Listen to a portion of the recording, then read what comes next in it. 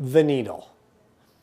In this video, we're going to talk about the needle and the fact that most people would like to avoid having a needle at all costs. And it's one of the things that keep people from going to the dentist. And one of the things people hate the most about the dentist is the needle. However, the philosophy and how dentists think about taking care of people has changed in the last 10 or 20 years. So these days, I don't know if you know this or not, it's quite possible to go to the dentist your whole life and never get a needle.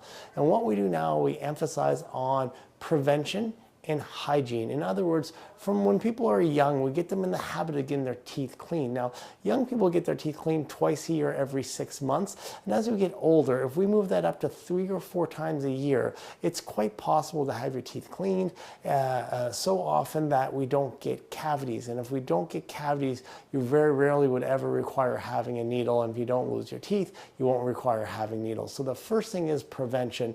And the more times you spend at the dental office, believe it or not, the more time you spend on prevention, the less likely it is you're going to need to have a needle. Now, the second thing we do with needles is if you're going to have one, the way we give them has gone a lot better. We use this topical, what's called like a gel or a topical that we rub on the gums. And this topical has gone very strong over the years to the point that we can actually numb your gums quite a bit even before we give you the needle. It makes the needle a lot less painful. We'll just call it what it is. People hate the needle and they hate getting it, and it's gone a lot less painful over the years with techniques and these what we use. Now, some people just hate the thought of being frozen, hate the feeling of being frozen.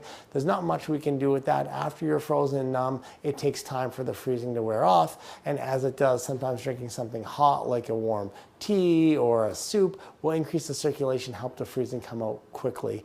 So, you know, at the end of the day, we know people hate going to the dentist because of the needle, but there's been advancements now that we can help you avoid having the needle by regular prevention, and if you do need it, it's a lot easier to get.